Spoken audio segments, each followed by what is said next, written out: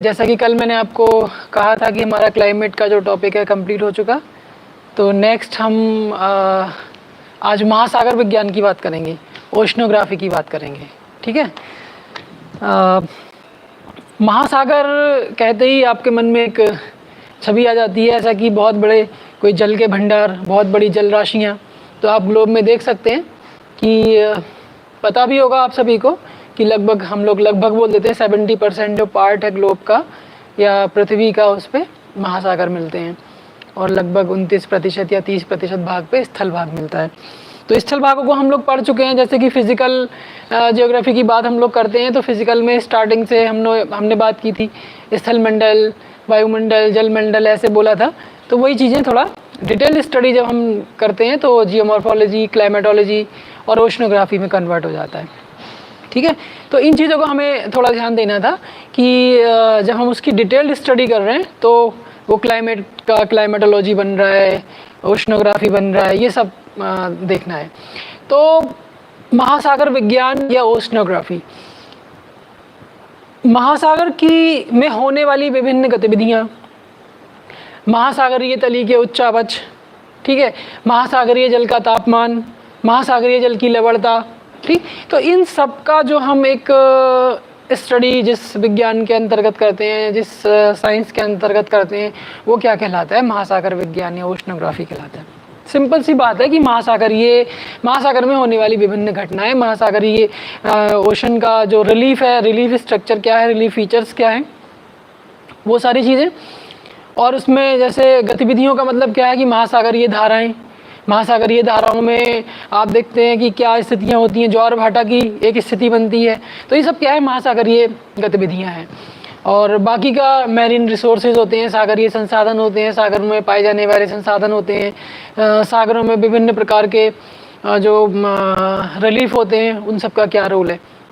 बहुत सारी चीज़ें हम लोग पहले पढ़ चुके हैं और कुछ है वो हम नया पढ़ेंगे। बाकी का दूसरा ये है कि इसमें कोई ख़ास बहुत ज़्यादा कॉन्सेप्ट नहीं है, फैक्ट्स ज़्यादा हैं। तो उस तरीके से ही हमें पढ़ना है, सीधे सीधे क्वेश्चन पूछे जाते हैं आपसे, मतलब एक जनरल नॉलेज बढ़ाने वाली चीज़ें आप कह सकते हैं इसको। डायरेक्ट क्वेश्चन आपको मिलेंगे। जैसे क्लाइमेट में आप देख रहे थे कि हर दिन कॉन्सेप्ट आ रहा था, हर दिन चीज़ें आपको बहुत गहराई से समझनी पड़ रही थी। अब आपको उनको याद करना है। जो महासागर विज्ञान में चीज़ें हैं उनको आपको याद करना पड़ेगा। ज़्यादातर चीज़ें इस टाइप की होंगी, कुछ में कॉन्सेप्ट भी है। तो जैसे कि मैं अभी यहाँ लिख रहा था, क्लास शुरू हो गई। रिलीफ ऑफ ओशन बेसिन्स, ठीक है, या हम इसको कह सकते हैं relief of ocean bottom, relief of ocean floor, ठीक है। तो पहले तो महासागर आप सब लोग जानते ही हैं। महासागर क्या है? महासागर के बारे में हम लोग काफ़ी कुछ डिस्कशन कर चुके हैं, मुझे ऐसा याद आ रहा है किसी क्लास में। तो उनको बहुत ज़्यादा डिटेल में ना करके हम अपनी सीधे सीधे कॉन्सेप्ट, अपनी टॉपिक पे आते हैं, जो हमारा टॉपिक है। तो बस थोड़ा आप यहाँ ध्यान ये दे लीजिए कि पूरे ग्लोब में महाद्वीप और महासागरों की स्थिति क्या है। थोड़ा सा आपको ये भी ध्यान देना है कि किस गोलार्ध में जल ज़्यादा है, किस गोलार्ध में स्थल ज़्यादा है। और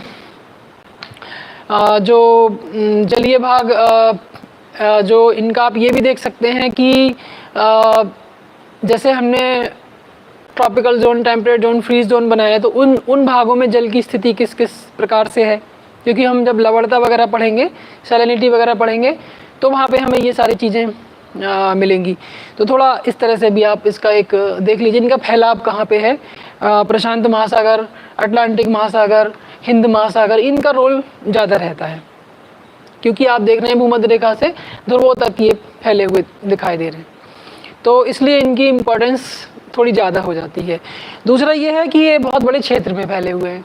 जैसे कि प्रशांत महासागर बहुत बड़े भाग में विस्तृत है, उसके बाद अटलांटिक महासागर, उसका हिंद महासागर, इस तरह से इनका विस्तार है।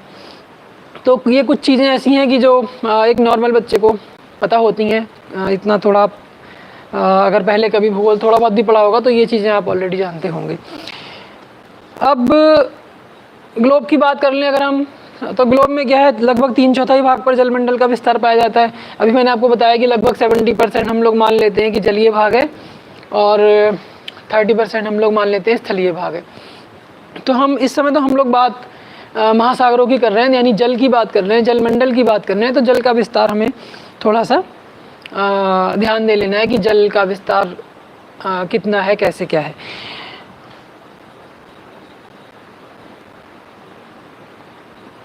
एक चीज़ और है, आकार तथा स्थिति की दृष्टि से जलमंडल को महासागर या ओशन कहते हैं। महाद्वीपों के मध्य में स्थित सागर तथा खाड़ियों में विभक्त किया गया है। देखिए एक चीज़ और यहाँ पे ध्यान दे लेनी है कि जो पूरा जलमंडल है वो तो हमने उसे महासागर कह ही दिया है, लेकिन महाद्वीपों के आंतरिक भागों में और महाद्वीपों के तटवर्ती भागों में सागर पाए जाते हैं, सीज पाए जाते हैं। सागर, ओशन और सी, महासागर और सागर, ये थोड़ा सा डिफरेंस आप समझ लें। बड़े विशाल राशि को हम महासागर कह देते हैं और छोटी राशि को हम सागरीय भाग कह देते हैं। और उसी में आप देखेंगे कि महाद्वीपों के से सटी हुई विभिन्न खाड़ियाँ भी होती हैं, जो भी सागरों का ही रूप, यानी महासागर से ही किसी न किसी तरह से वो जुड़ी हैं, या महासागरों का ही एक भाग है जिसको हम सागर या खाड़ियाँ भी कह देते हैं। तो कहाँ किसको क्या नाम देते हैं वो थोड़ी चीज़ें, जैसे बंगाल की खाड़ी आप एक एग्जाम्पल के तौर पे देख लें। बंगाल की खाड़ी क्या है, एक सागर का भाग ही तो है। यहाँ पे हम हिंद महासागर की बात कर रहे हैं और ये प्रायद्वीपीय भारत आया तो इसके पूरब का भाग बंगाल की खाड़ी और इसके पश्चिम में अरब सागर। लेकिन ये आप देखिए तो कहाँ जुड़ा हुआ है, हिंद महासागर के साथ ही जुड़ा हुआ है, तो किसी महासागर का भाग ही है। तो कहने का मतलब यही है कि यहाँ कोई ऐसा कोई कन्फ्यूजन नहीं रहना चाहिए आपको। इसमें क्या ध्यान देने वाला है कि महासागर जो विशाल विस्तृत राशियाँ हैं वो महासागर, और महाद्वीपों के तटवर्ती महासागर से सटी हुई जो पानी की या जो जल राशियाँ होती हैं उनको सागर और खाड़ियों में विभक्त किया गया है। ठीक है, कहाँ क्या नाम दिया है ये हम अभी आगे डिस्कशन करेंगे। अब हम बात कर लें प्रमुख महासागरों की। प्रमुख महासागर कहा मैंने, सारे महासागर नहीं कहा, प्रमुख महासागर। तो प्रमुख में अभी क्या मैंने आपको बताया कि 3 को हम ज़्यादा इम्पोर्टेंस देते हैं। क्या, जैसे कि प्रशांत महासागर और अटलांटिक महासागर और हिंद महासागर। तो प्रशांत महासागर ही अकेला आपका 16.5 करोड़ वर्ग किलोमीटर क्षेत्र पर फैला हुआ है, 16.5 स्क्वायर किलोमीटर। ठीक, ये इनका आप याद भी कर लें क्षेत्रफल कितना है।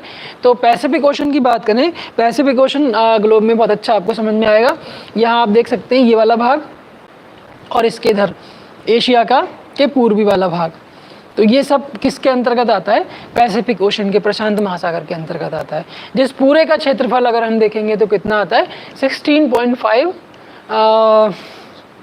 करोड़ वर्ग किलोमीटर। ठीक है, 16.5 करोड़ वर्ग किलोमीटर। दूसरा नंबर पे आता है आपका अटलांटिक महासागर, जिसको हिंदी में अंध महासागर या आंध्र महासागर भी कहते हैं, जो 8.2 करोड़ वर्ग किलोमीटर। ठीक, और तीसरा स्थिति भी आप देख सकते हैं, अटलांटिक महासागर आप देखिए पूरा ये यहाँ से यहाँ तक। ठीक है, ये अटलांटिक महासागर फैला है और लास्ट जो बचता है वो हिंद महासागर।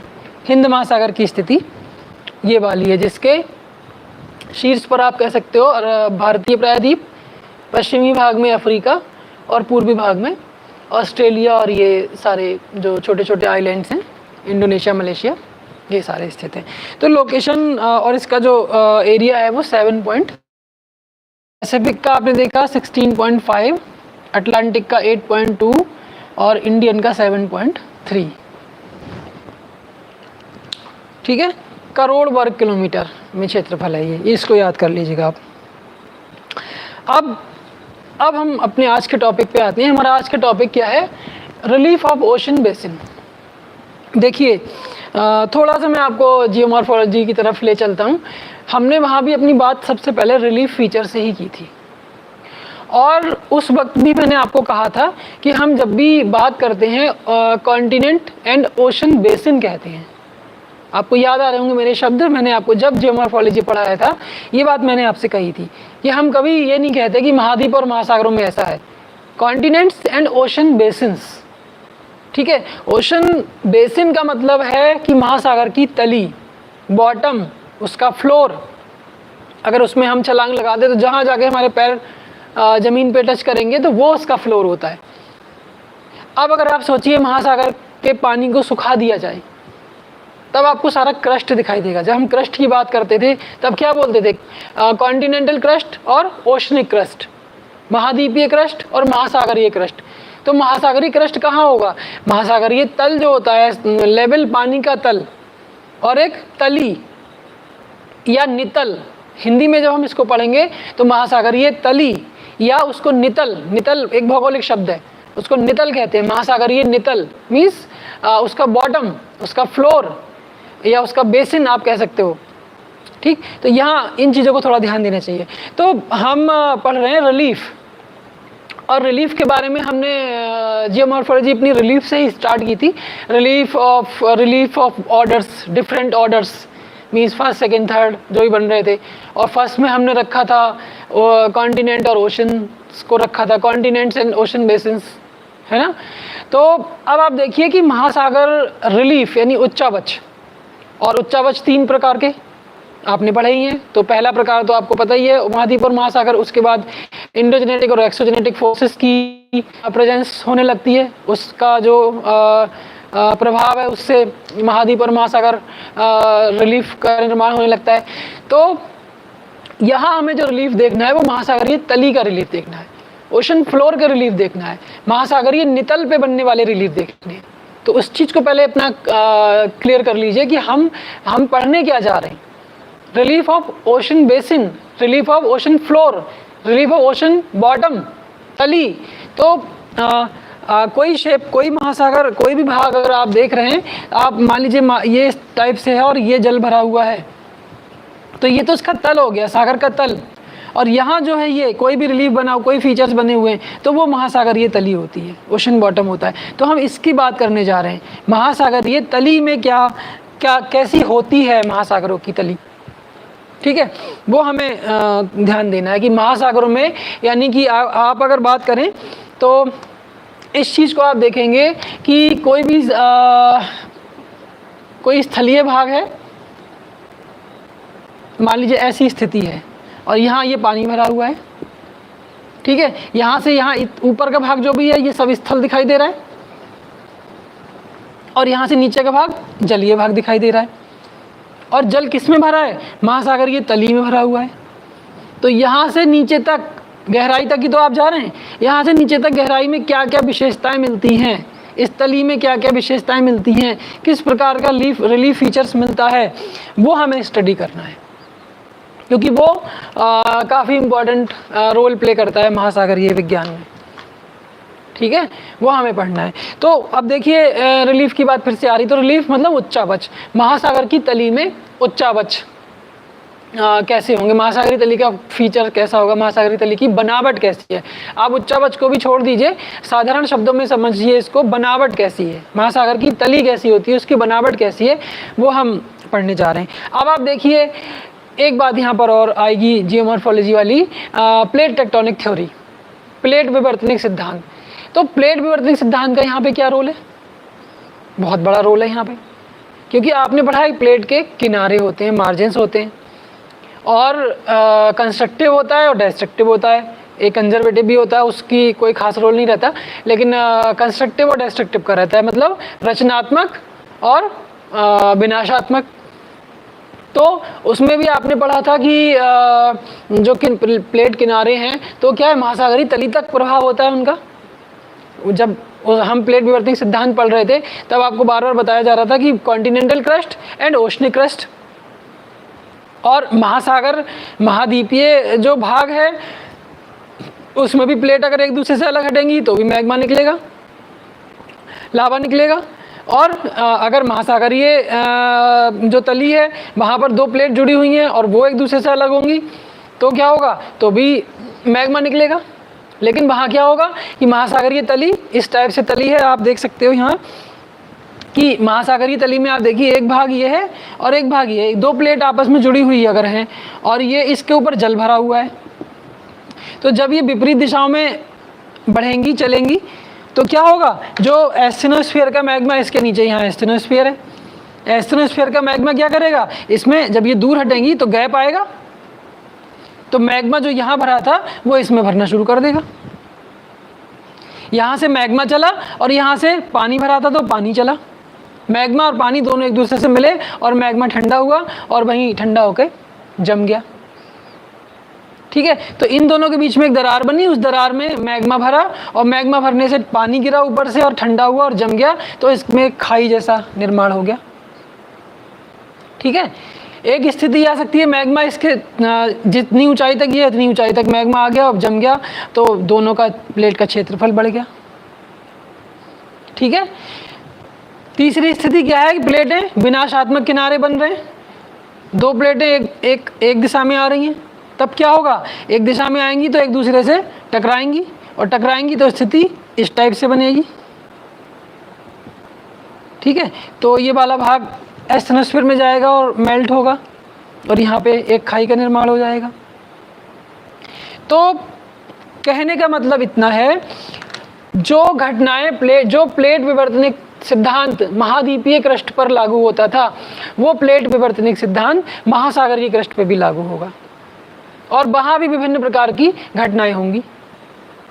टेक्टोनिक मूवमेंट्स, विवर्तनिक हलचल, जिससे द्वीपों का निर्माण हो सकता है, खाइयों का निर्माण हो सकता है, द्रोणियों का निर्माण हो सकता है, महासागरीय पर्वतों का निर्माण हो सकता है, ज्वालामुखी द्वीप बन सकते हैं। ये सब कहाँ हो रहा है, महासागर की तली में हो रहा है। तो जिस तरह महाद्वीपीय भाग पर पर्वत और पठार और मैदान बनते हैं, उसी तरीके से महासागरीय क्रस्ट पर भी ये सारी चीज़ें बनती हैं, सारे स्थलखंड बनते हैं। इन्हीं को हम क्या कह देते हैं, ओशन बॉटम रिलीफ कह देते हैं। अब इनको कैटेगराइज कैसे करेंगे, इनको हम पर्टिकुलर क्या क्या नाम देंगे, वो हमें आगे पढ़ना है, समझना है। स्थल मंडल के समान ही जल मंडल में उच्चावच मिलते हैं, बता चुका मैं आपको। महासागरीय तली का रूप महाद्वीपीय किनारे से लेकर अत्यधिक गहराई तक भिन्न भिन्न होता है। अभी मैंने आपको बताया महासागरीय तली का रूप महाद्वीपीय किनारे से लेकर अत्यधिक गहराई तक भिन्न भिन्न होता है। महासागरीय तली का रूप महाद्वीपीय किनारे से लेकर अत्यधिक गहराई तक भिन्न भिन्न होता है। देखिए, कोई कॉन्टिनेंट था और अगर हम पृथ्वी के सारे जल को, महासागरों के जल को सुखा दें, तो एक ऐसा कुछ फीचर आपको पिक्चर दिखाई देगा। ठीक है, एक ऊंचा उठा भाग और एक खाई जैसा भाग, उसमें पानी भर गया। आप देखिए ये महासागरीय जल भर गया इसमें। ठीक है, तो क्या कहा, अभी आपको परिभाषा क्या बताई गई, महाद्वीपीय किनारे से लेकर विभिन्न गहराई तक। विभिन्न गहराई तक आप यहीं तो जाएंगे, विभिन्न गहराई, सबसे ज़्यादा गहराई यही तो है। इसमें कोई खाई हो सकती है, ऐसे खाई यहाँ भी हो सकती है इस टाइप से। ठीक है, विभिन्न गहराई तक क्या हो रहा है, महासागरीय तली का रूप महाद्वीपीय किनारे से लेकर अत्यधिक गहराई तक भिन्न होता है। तो महाद्वीपीय किनारे से लेकर महासागरीय विभिन्न गहराई तक विभिन्न प्रकार के रूप यानी फीचर्स हमें यहाँ पे देखने को मिल रहे हैं। उनको हम क्या क्या अलग नाम दे रहे हैं, वो हमें आज यहाँ पढ़ना है। ठीक है, तो अब आप देखिए यहाँ पे जो हमारा टॉपिक है, टॉपिक क्या है, रिलीफ ऑफ ओशन बेसिन्स या रिलीफ फीचर्स या relief features of oceanic floor. ठीक, तो आप पर्टिकुलर नेम सुन के सुनिए कि पर्टिकुलर नेम क्या क्या होंगे। तो नेम्स में आपको ध्यान देना है, हम इनको कैटेगराइज कैसे करते हैं, जहाँ से महाद्वीपीय भाग खत्म हो रहा है और महासागरीय भाग स्टार्ट हो रहा है। और महासागरीय भाग में भी हम उसकी स्पेशली तली की बात कर रहे हैं, उसके नितल की बात कर रहे हैं, उसके बॉटम की बात कर रहे हैं, उसके फ्लोर की बात कर रहे हैं, वो आपको ध्यान देना है यहाँ। ठीक है, तो अब इसको देखिए, महासागरों की औसत गहराई 3800 मीटर तथा महाद्वीप स्थल भाग की औसत ऊंचाई जो है वो 840 मीटर। अब देखिए यहाँ पे एक ग्राफ होता है, एक कर्व हम बना सकते हैं, एक वक्र बना सकते हैं, जिसको हम कहते हैं उच्चतादर्शी वक्र या हिप्सोमीट्रिक कर्व या हिप्सोग्राफिक कर्व। उसमें हम इनको कंपेयर कर लेते हैं। कैसे हम उसको करेंगे, देखिए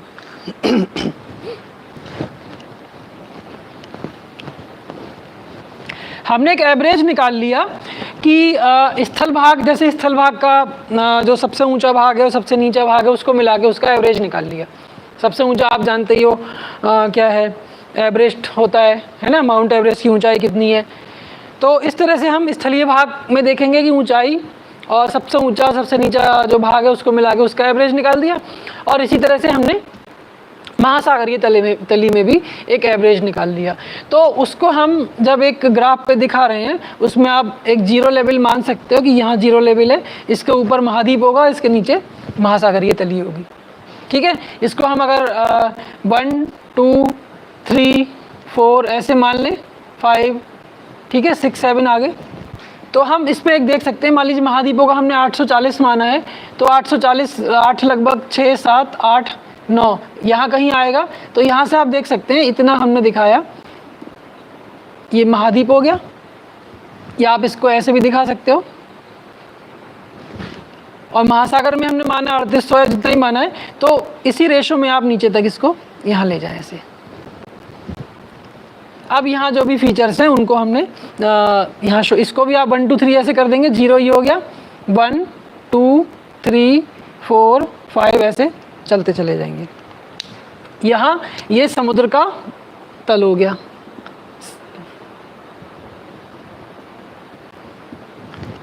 सी लेवल हो गया। ठीक है, इस पे हमें फीचर्स दिखाने हैं। तो स्थल की ऊंचाई तथा महासागरों की गहराई को उच्चता मितीय वक्र, उच्चता मितीय वक्र या हिप्सोग्राफिक कर्व या हिप्सोमीट्रिक कर्व, हिप्सोग्राफिक कर्व, हिप्सोग्राफिक कर्व, ठीक है, उच्चता दर्शी वक्र या उच्चता मितीय वक्र, उच्चता मितीय भी लिख सकते हैं आप, उच्चता मितीय वक्र।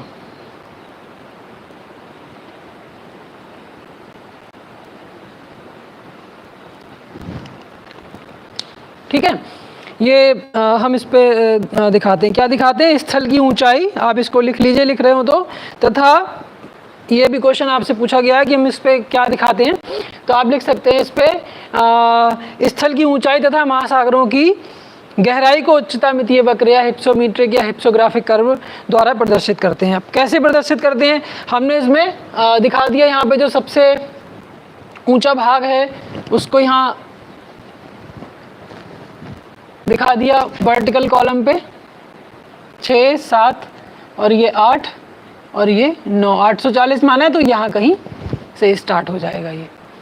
ठीक है, और यहाँ हमने गहराई जो भी मानी है वो इस तरह से नीचे तक आगे चली जाएगी। ठीक है, ये दिखाना है हमें। तो इस समय हम जो बात कर रहे हैं वो किसकी बात कर रहे हैं, ओशनिक फ्लोर की बात कर रहे हैं या ओशन बॉटम की बात कर रहे हैं, उसमें क्या क्या रिलीफ हो सकते हैं। तो उसके लिए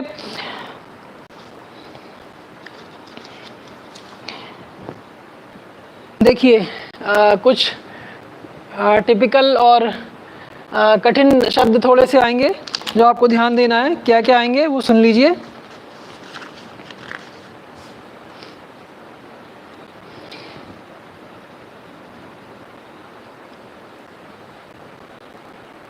यहाँ हमें एक बात का और ध्यान रखना है कि जो सागर तल है, सी लेवल है, उसको हमें 0 मानना है।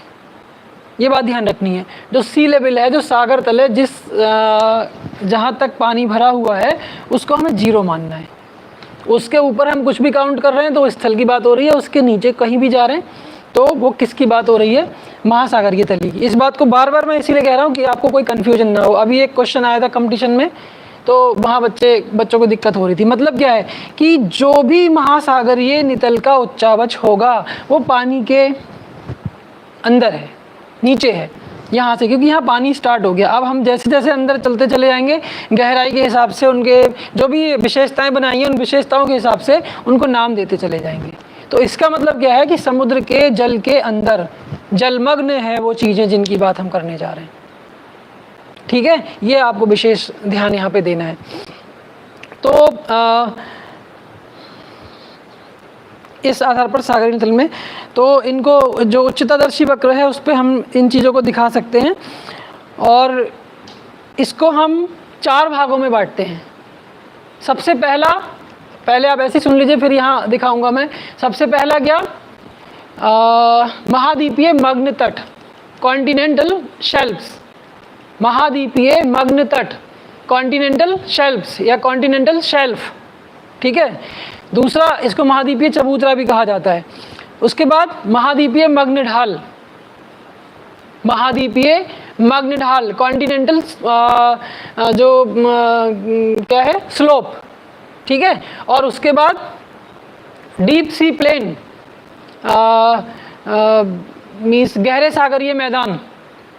देखिए जिस तरह से महाद्वीप पे चीज़ें मिलती हैं उसी टाइप से महासागरों पर भी मिलती हैं। महासागर में आपको लग रहा है मैदान कहाँ से आ गए, तो महासागर के जो हम उसके ओशनिक फ्लोर की बात करेंगे, उसका वर्गीकरण करेंगे, तो हमें डिफरेंट टाइप की फिजियोग्राफी वहाँ देखने को मिल रही है। और लास्ट इसमें क्या होता है, डीप या ट्रेंचेस या खाइयाँ, ठीक है। तो इस तरह से हम जो महाद्वीपीय जो महासागरीय तली है उसको हम 4 भागों में बांट सकते हैं, जिनमें से क्या क्या नाम दिया, जिनमें आपको एक नाम दिया महाद्वीपीय कॉन्टिनेंटल शेल्फ्स या महाद्वीपीय मग्न तट, दूसरा कॉन्टिनेंटल स्लोप, और तीसरा डीप सी प्लेन या गहरे सागरीय मैदान, और चौथा खाइयाँ या डीप या ट्रेंचेस, ठीक है। ये 4 आपको ध्यान रखने हैं। अब देखिए इसके अलावा कटक, महासागरों के अंदर ही कटक आपने सुना है, मध्य अटलांटिक कटक, ये सब अभी आगे हम लोग पढ़ने वाले हैं। जब हम प्लेट टेक्टोनिक थ्योरी पढ़ रहे थे उस समय भी आपने देखा था कि ये सारी चीज़ें हम लोगों ने पढ़ी थी कि विनाशात्मक किनारा बन रहा है या रचनात्मक बन रहा है, जैसा अभी थोड़ी देर पहले मैंने आपको समझाया। तो किस तरह से स्थलाकृतियाँ बनेंगी, तो आप देख लीजिए क्या क्या और बन सकता है। ये सब जलमग्न होगा, ये आपको ध्यान देना है। कटक, पहाड़ी, छोटी छोटी पहाड़ियाँ, समुद्री पर्वत, प्रवाल वलय, ये एक नया है। प्रवाल वलय का प्लेट टेक्टोनिक से संबंध नहीं है, वो जीवों से होता है। प्रवाल जब इकट्ठे हो जाते हैं बहुत सारे तो क्या हो जाता है, द्वीपों का निर्माण हो जाता है। तो प्रवाल वलय, जलमग्न ज्वालामुखी पर्वत, ज्वालामुखी का बात अगर हमने की तो प्लेट टेक्टोनिक से सीधा संबंध हो जाता है। उसके बाद ये लगभग ये सारी चीज़ें इनके अलावा और मिलती हैं, लेकिन मेन जो आप जब फीचर्स की बात करेंगे तो आपको क्या बताना है, इसमें कॉन्टिनेंटल शेल्फ्स जिसको हम कहते हैं महाद्वीपीय मग्न तट, महाद्वीपीय मग्न ढाल, ठीक है। और उसके अलावा क्या बताया, डीप सी प्लेन और ओशनिक डीप्स, सागरीय गर्त, ठीक है, गर्त या ट्रेंच या खाइयाँ, ये सारी चीज़ आपको ध्यान देनी है यहाँ पे। तो ये सब जो अभी आपको मैंने बताया वो कहाँ है, वो सारा क्या है, जलमग्न, यानी जो समुद्र का तल, इसलिए मैं आपको बार बार इस बात को कह रहा हूँ कि जो सागरीय तल है या सागरीय तल जहाँ तक जल भरा हुआ है उसके नीचे हैं ये सारी चीज़ें, इसीलिए इसको कहा जा रहा है कैसी हैं, जलमग्न है, पानी के अंदर है। और यहाँ डिफरेंट फीचर्स आपको मिल रहे हैं, कॉन्टिनेंटल शेल्फ्स, कॉन्टिनेंटल स्लोप और deep sea plain and trenches, ठीक है। तो इनको हमें पढ़ना है। ये क्या है, महासागरीय तली के उच्चावच या ओशनिक फ्लोर के रिलीफ ऑफ ओशन बॉटम या रिलीफ ऑफ ओशनिक फ्लोर, ठीक है। इन चीज़ों का हमें थोड़ा ध्यान देना है। तो अब इसको हम 1 बाय 1 थोड़ा सा पढ़ लेते हैं, समझ लेते हैं कि कहाँ से कहाँ तक कितने पार्ट को हम क्या नाम बोलते हैं और उसकी विशेषता क्या है, ठीक है। सबसे पहले तो आपको यही ध्यान देना है कि इसको हम किस पे शो करते हैं, हिप्सोग्राफिक कर्व या हिप्सोमीट्रिक कर्व। इस पे हम उच्चतादर्शी वक्र या उच्चता मितीय वक्र, इस पे हम क्या शो करते हैं, रिलीफ फीचर्स दिखा रहे हैं। किसका, ओशनिक फ्लोर का, ओशन बॉटम का। तो उस ओशनिक फ्लोर में हमने क्या देखा, 0 लेवल मान लिया, उससे ऊपर अगर जा रहे हैं तो कॉन्टिनेंटल क्रस्ट और उसके नीचे जा रहे हैं तो क्या आएगा, ओशनिक क्रस्ट, ठीक है। सी लेवल की क्या भूमिका है, सी लेवल 0 लेवल बन रहा है और इसके ऊपर और इसके नीचे निर्धारण कर रहा है, या आप कह सकते हैं कॉमन लाइन बन रहा है कॉन्टिनेंटल क्रस्ट और ओशनिक क्रस्ट के बीच, गहराई या यानी डिप्रेशन की बात कर रहा है। तो अब हम सबसे पहले फीचर की बात कर लेते हैं जिसको हम बोलते हैं महाद्वीपीय निमग्न तट या कॉन्टिनेंटल शेल्फ, ठीक है। कॉन्टिनेंटल शेल्फ या कॉन्टिनेंटल शेल्फ्स, ज़्यादा अगर होंगे तो शेल्फ्स बोलेंगे उनको, और हिंदी में उनको क्या बोलेंगे, महाद्वीपीय मग्न तट या महाद्वीपीय निमग्न तट। निमग्न मीन्स जो जल के अंदर हो। इस बात को आपको बहुत ध्यान रखना है कि यहाँ जो भी हम फीचर की बात कर रहे हैं वो सारा पानी के अंदर होगा, ठीक है। महाद्वीपीय किनारे से कॉन्टिनेंटल जो पार्ट है वहाँ से स्टार्ट हो गया और डिफरेंट हाइट तक ये सारे रिलीफ जाएंगे, ठीक है। ट्रेंचेस वगैरह का आपने पढ़ा होगा, मेरियाना ट्रेंच सबसे ज़्यादा गहराई वाला भाग मिलता है। समुद्र में। ठीक है, तो वो कैसे बन रही है अभी हम उस पर डिस्कशन करते हैं। तो सबसे पहला हमारा जो बन रहा है वो क्या बन रहा है, महाद्वीपीय निमग्न तट या कॉन्टिनेंटल शेल्फ या कॉन्टिनेंटल शेल्फ। इसके बारे में इसकी परिभाषा सुन लीजिए, तट के समीपवर्ती उथले भाग को महाद्वीपीय निमग्न तट कहा जाता है। बहुत सिंपल सी डेफिनेशंस हैं, थोड़ा सा ध्यान दे लेंगे तो याद हो जाएगा, कोई बहुत खास कॉन्सेप्ट इसमें अब नहीं है। तो तट के समीपवर्ती उथले भाग को, तट के समीपवर्ती उथला भाग कौन सा होगा, ये आपको दिख रहा है ना, यही वाला भाग तो है, या आप इसको आप थोड़ा सा और ऐसे दिखा के तब ऐसे जा सकते हैं। ठीक है, तट के समीप उथला भाग जिसको हम क्या बोल देते हैं, महाद्वीपीय निमग्न तट या कॉन्टिनेंटल शेल्फ। इसमें मुख्यतः नदियों द्वारा लाए गए स्थलीय निक्षेप जमा होते हैं। इसका ढाल 1 डिग्री से 3 डिग्री, ये वाली बात आपको ध्यान रखनी, ये क्वेश्चन आपको मिलेगा, ये इनके ढाल के बारे में पूछा जा सकता है कि कॉन्टिनेंटल शेल्फ है तो उसका स्लोप क्या होगा, कॉन्टिनेंटल स्लोप है तो उसका स्लोप क्या होगा, डीप सी प्लेन है तो स्लोप क्या हो सकता है, या ट्रेंचेस हैं तो उसका स्लोप क्या हो सकता है। तो यहाँ आपको ध्यान देने वाली जो बातें हैं वो ध्यान देने वाली ये है कि तट के समीपवर्ती वाला जो भाग है, कभी कभी ये पूछ ले जाता है कि नदियाँ जो अवसाद ला रही हैं वो कहाँ गिर रहा है, तो आपको पता है सबसे पहले कौन सा पार्ट पड़ेगा, कॉन्टिनेंटल शेल्फ पड़ेगा। महाद्वीपीय चबूतरा भी इनको कई जगह कहा जाता है, कुछ हिंदी की बुक्स में महाद्वीपीय चबूतरा भी लिखा होता है। तो आपको क्या ध्यान देना है, महाद्वीपीय मग्न तट या निमग्न तट या कॉन्टिनेंटल शेल्फ, ये चीज़ आपको ध्यान देनी है। तो इसका क्या होता है, नदियों द्वारा लाए गए जो स्थलीय निक्षेप है वो यहाँ जमा होते हैं और ढाल कितना होता है, 1 डिग्री से 3 डिग्री। इनका जो स्लोप है वो 1 डिग्री से 3 डिग्री तक पाया जाता है। ये क्वेश्चन आपको मिलेगा, प्रीवियस ईयर्स के पेपर देखेंगे तो भी मिल जाएगा। तथा गहराई जो है वो 150 से 200 मीटर अथवा 100 फैदम, ये भी आप ध्यान दीजिएगा। कई बार जो गहराई पूछी जाती है वो मीटर में और कई बार फैदम में पूछ ली जाती है, तो वो आपको पता होना चाहिए मीटर में कितना है और फैदम में कितना है। तो 150 से 200 तक मीटर में, और उसके अलावा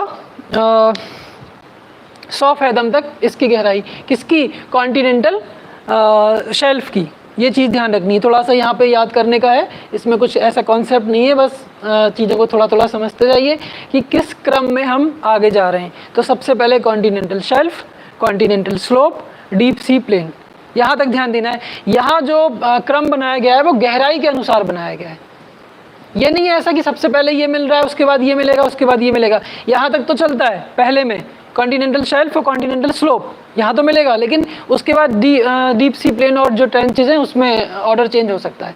ठीक है, ये इस बात का ध्यान रखें, जो क्रम यहाँ बनाया गया है वो गहराई के अनुसार बनाया गया है, कौन सा भाग कितनी गहराई पे है। तो इसकी में आप देख सकते हैं, इसकी जो औसत चौड़ाई की बात करें लगभग 70 किलोमीटर तक मानी गई है। तो सीधी सी बात यह है कि आप वर्ल्ड का मैप यहाँ देख लीजिए, वर्ल्ड के मैप में जितने भी स्थलीय भाग हैं, इस स्थलीय भाग में आप देखेंगे 150 से लेकर 200 मीटर तक गहराई वाला भाग और लगभग 70 किलोमीटर चौड़ाई वाला जो भाग है वो क्या कहलाएगा, सारा का सारा कॉन्टिनेंटल शेल्फ के अंतर्गत आएगा। इस देखिए आपकी स्टडी तभी सक्सेस होगी जब वर्ल्ड का मैप सामने रख के आप उसको पढ़ रहे हैं। यहाँ जो भी आपको पढ़ाया जा रहा है आप उसको तुरंत यहाँ अप्लाई करते रहिए।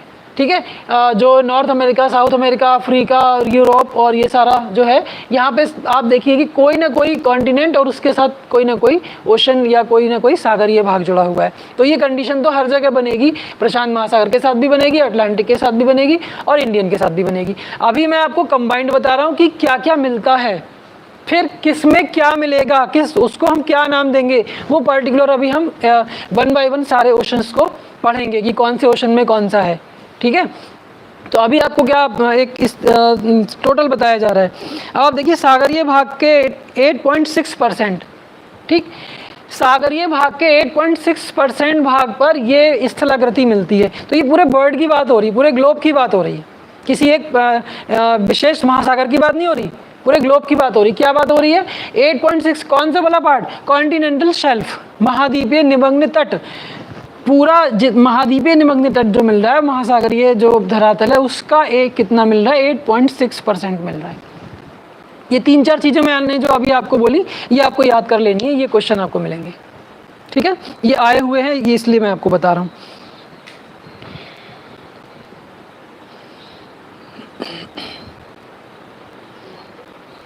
अच्छा, एक बात और यहाँ पे थोड़ी रह गई, उसको ध्यान ही देना है कि इसको हमने कैसे ये देखा, कैसे बनाया। तो उसके लिए आप एक यंत्र होता है ध्वनि गंभीरता मापी यंत्र, जिसको सोनार बोलते हैं। सोनार की हेल्प से हमने ये सब कैलकुलेट किया या निकाला है, जिसको आपने साइंस एंड टेक्नोलॉजी की क्लास में एक दिन पढ़ा था कि सोनार क्या है, डिटेल में उसको पढ़ा था। तो उसी की हेल्प से हमने ये विभिन्न गहराइयों पर जो चीज़ें हैं उनका मैपिंग हो पाया सोनार की हेल्प से। ठीक है, तो वो आप ये कभी पूछ लिया जाए तो आपके पास उसका आंसर है कि सोनार की हेल्प से हमने ये वाली मैपिंग की हुई है या हम उसको कर सकते हैं। तो और इसमें क्या इंपॉर्टेंट है, विश्व के 1/4 पेट्रोलियम व गैस यहीं से प्राप्त होता है। ठीक है, आप देखिए पेट्रोलियम या गैस के भंडार ज़्यादातर आपने देखा है कि नदी बेसिन और सागरीय किनारे जो हैं वहीं से मिलता है। जैसे हम एग्जाम्पल इंडिया का ले लें तो बॉम्बे हाई सुना होगा आपने, भारत के पश्चिमी तट से अरब सागर में लगभग 80 किलोमीटर की दूरी पर आप देखेंगे वहाँ पे पेट्रोलियम के निक्षेप मिलते हैं। बॉम्बे हाई के नाम से वो जगह फेमस है। तो आप देखिए वो क्या है, वो कॉन्टिनेंटल शेल्फ है, महाद्वीपीय मग्न तट है या कॉन्टिनेंटल या महाद्वीपीय चबूतरा है। वहाँ पे क्या मिल रहा है, हमें पेट्रोलियम मिल रहा है और लगभग 80 किलोमीटर, और अभी मैंने आपको बताया 70 तक होता है, तो थोड़ा सा ही डिफरेंस आ रहा है, इसका मतलब सही है वो चीज़। ठीक है, तो यहाँ क्या मिलता है आपको, पेट्रोलियम के निक्षेप और गैस के निक्षेप। तो ये चीज़ भी आपसे पूछी जा सकती है। बालू और बजरी के विशाल भंडार, इतना सब पढ़ने के बाद अब आपको ये बताने की ज़रूरत नहीं कि यहाँ पे बालू और बजरी का विशाल भंडार क्यों मिलेगा। क्यों मिलेगा, ग्रेवल्स और सैंड क्यों मिलेगा, क्योंकि आपको अभी मैंने थोड़ी देर पहले बोला कि नदियाँ जो अपने साथ सेडिमेंट लाती हैं उसका सारा डिपॉजिट है वो यहीं पे करती हैं। कहाँ करती हैं, कॉन्टिनेंटल शेल्फ पे करती हैं, स्लोप पे नहीं, कॉन्टिनेंटल शेल्फ पे करती हैं। तो यहाँ क्या मिलेगा, सैंड और ग्रेवल्स, बजरी और रेत। जब नदी डेल्टा बनाती है, डेल्टा में क्या मिलता है, ये सब मिलता है ना। तो जो पार्ट जो अपने साथ सेडिमेंट लेके आ रही है उसने उसको सागर में डाला और बाकी का उसके पास स्थलीय भाग पे रह गया। तो यहाँ जो सागर में बहुत गहराई तक नहीं जा पा रहा है वो कॉन्टिनेंटल शेल्फ तक ही मिल रहा है आपको। तो यहाँ की विशेषता क्या क्या हुई, इसका ढाल 1 डिग्री से 3 डिग्री, इसकी जो गहराई है वो 150 से 200 मीटर या इसको 100 फैदम कह सकते हैं आप। चौड़ाई, औसत चौड़ाई का है 70 किलोमीटर, और जो ये टोटल पार्ट है सागरीय सतह का वो 8.6। और यहाँ क्या मिल रहा है, पेट्रोलियम और गैस के भंडार, और क्या खास बात है, बालू और बजरी का डिपोजिशन। तो मुझे लगता है इतनी बात याद करने में आपको कोई कठिनाई नहीं होगी। बस अब इन चीज़ों को हमें जोड़ना है। कहाँ जोड़ना है, जितने हमारे पास इम्पॉर्टेंट ओशंस हैं, जैसे कि पैसिफिक ओशन हुआ या अटलांटिक ओशन हुआ या इंडियन ओशन हुआ, तो वहाँ पे हमें तट के साथ इन चीज़ों को जोड़ना है, जो अभी हम थोड़ी देर बाद 1 बाय 1 उसको डिस्कस करेंगे। दूसरा इसमें जो पार्ट आता है वो क्या आ रहा है, कॉन्टिनेंटल स्लोप, महाद्वीपीय मग्न ढाल या महाद्वीपीय निमग्न ढाल। ठीक है, तो उसमें देख लीजिए क्या होता है, महाद्वीपीय ढाल वास्तव में महाद्वीपों की जलमग्न अंतिम सीमा है। आप देखिए हम महाद्वीप की बात कर रहे हैं, महासागर के अंदर तक जा रहे हैं, तो क्या है, जलमग्न सीमा ही तो है ये, पानी में डूबा हुआ भाग। इसको मैं आपको स्टार्टिंग में ही बता चुका हूँ। इसका ढाल खड़ा है यानी ये स्ट्रेट है। देखिए यहाँ तक तो ये सतह के साथ पैरेलल चल रहा है, लेकिन यहाँ पे स्लोप कैसा आ रहा है, स्ट्रेट आ रहा है, खड़ा ढाल आ रहा है, क्योंकि इसका नाम ही क्या रखा गया है, महाद्वीपीय निमग्न ढाल। ठीक है, ढाल की बात आ रही है तो आप दूसरी स्थलाकृति है, तो कैसा है इसका ढाल, कैसा है, खड़ा ढाल है या ये कैसा है, स्ट्रेट है। औसत कितना, 2 डिग्री से 5 डिग्री, ये आपको ध्यान देना है। गहराई 200 से 2000 मीटर। ठीक है, कहीं कहीं 3600 मीटर भी देखी गई है, लेकिन आप जो मेन है उसको ध्यान रखेंगे, 200 से 2000 तक है। कुछ विशेष स्थानों पर इसकी जो गहराई है वो 3600 मीटर तक भी देखी गई है। समस्त सागरीय क्षेत्रफल का 8.5% है, वो 8.6 था, ये 8.5% है। ये चीज़ें आपको याद करनी होंगी। इन पर सागरीय निक्षेपों का अभाव है। अब इस बात को क्या अलग से बताना है, आप देखिए स्ट्रेट है, जब इनका ढाल खड़ा ढाल है तो यहाँ पे कोई भी जो नदियाँ अपना डिपोजिशन करेंगी या जो अपने साथ अवसाद लाई हैं तो वो यहाँ पर कोई रुक ही नहीं पाएगा। जो भी अवसाद नदियों का आएगा वो कॉन्टिनेंटल शेल्फ पे आया, शेल्फ से थोड़ा सा स्लोप पे जैसे ही बढ़ेगा यहाँ से सारा नीचे जाके और जो डीप सी प्लेन है या जो गहरे सागरीय मैदान है वहाँ पे जाके वो सब जम जाएगा। ठीक है। तो इसका मतलब क्या है, इससे एक बात ये सिद्ध हो गई कि ये जो इनका जो ढाल है वो कैसा है, स्ट्रेट है। इसके कारण यहाँ पे नदियों द्वारा लाए गए कोई भी अवसाद नहीं मिलेंगे। कहाँ नहीं मिलेंगे? कॉन्टिनेंटल स्लोप पे नहीं मिलेंगे। ठीक है, ये सब क्वेश्चन आए हुए हैं, पूछे गए हैं। अगला जो तीसरी स्थलाकृति है वो क्या है? गहरा सागरीय मैदान या डीप सी प्लेन। ये इम्पॉर्टेंट है, इसको आप थोड़ा सा आपको समझना होगा, क्योंकि ये बहुत बड़े बड़े भागों में है, बहुत विस्तृत जो ओशन फ्लोर है। पहला आपने देखा कॉन्टिनेंटल शेल्फ, दूसरा आपने देखा कॉन्टिनेंटल स्लोप। उसके बाद जब पूरा सतह आपको लगभग एक जैसा महाद्वीपों पे मैदानी भाग होता है, उसी टाइप से आप देखेंगे महासागरीय तली पे बहुत बड़े बड़े मैदानी भाग आपको दिखाई देंगे। ठीक है, उन्हीं मैदानी भागों में विभिन्न प्रकार की स्थलाकृतियाँ आपको, जो जैसे मैंने आपको ज्वालामुखी पर्वत, कटक, पहाड़ी ये सब बताए, ये सब देखने को मिलेंगे। विनाशात्मक किनारा है या रचनात्मक किनारा है, तो वो सारी चीज़ें, उनका प्रभाव सीधा सीधा आपको वहाँ दिखाई दे रहा है। कहाँ? डीप सी प्लेन या गहरा सागरीय मैदान। और वहाँ विभिन्न प्रकार के निक्षेप भी आपको दिखाई देंगे, जो कॉन्टिनेंटल स्लोप के कारण इस पे शेल्फ से आगे और प्लेन में रुक जाते हैं। ठीक है, तो क्या इसका नाम दिया गया है? गहरा सागरीय मैदान या डीप सी प्लेन या एबिसल प्लेन। ये आपको ध्यान रखना है। मैदान के समान महासागरीय गहरे तल को नितल मैदान, हाँ इसको नितल मैदान भी कहते हैं। अभी थोड़ी देर पहले मैंने आपको बोला कि महासागर का तल और नितल यानी लेवल और ओशनिक फ्लोर या बॉटम, इसमें अंतर आपको क्लियर होना चाहिए। और इसको हम हिंदी में क्या बोलते हैं? नितल बोलते हैं, सागरीय तली या नितल। ठीक है, तो इसको क्या बोलते हैं? नितल मैदान। नितल मैदान कहाँ होगा? महासागर की तली पे स्थित होगा। ठीक है, तो इसकी गहराई 3000 से 6000 मीटर तक औसत। महासागरीय नितल या महासागरीय जो हम उसको क्या बोलेंगे? डीप सी प्लेन, गहरे सागरीय मैदान की बात करेंगे तो उनकी गहराई कितनी होगी? लगभग 3000 से 6000 के बीच। ये ध्यान रखना है आपको। और इनका जो क्षेत्र है वो कितना है? 75.9%। देखिए ये बहुत थोड़े थोड़े से थे, आप देखिए 8.56 था, 8.5 था, और ये 75.9%। इसका मतलब क्या है कि जो महासागरीय क्षेत्रफल है उसका एक बड़ा भाग किसकी फॉर्म में आपको मिलता है? डीप सी प्लेन के रूप में आपको मिलता है। ठीक है, तो 8.6, 8.5, 75.9, ये 75.9 कौन कवर कर रहा है? डीप सी प्लेन्स कवर कर रहे हैं, महासागरीय मैदान कवर कर रहे हैं, जिनको हम नितल मैदान या क्या बोल देते हैं? गहरे सागरीय मैदान बोल देते हैं। यहाँ स्थल जनित अवसादों की आपूर्ति अधिक होती है। देखिए इस बात में अभी मैंने आपको थोड़ी देर पहले ही बताया था कि यहाँ से जो भी सेडिमेंट इस पे आया वो सीधा कहाँ जाएगा? डीप सी प्लेन पे ही जाएगा। तो जितना भी मैरीन रिसोर्सेज हैं या जो स्थल जनित निक्षेप हैं वो सब कहाँ मिलते हैं आपको? गहरे सागरीय मैदानी भागों पे ही मिलते हैं। ठीक है,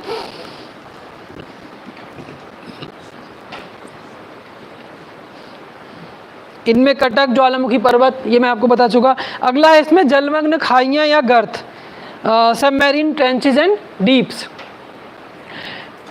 अब देखिए डीप या ट्रेंचेस ये कैसे बनेंगी, इसके बारे में आपको स्टार्टिंग में ही बताया था। प्लेट टेक्टोनिक थ्योरी यहाँ पे लगेगी, प्लेट विवर्तनिक सिद्धांत यहाँ पे लागू होगा।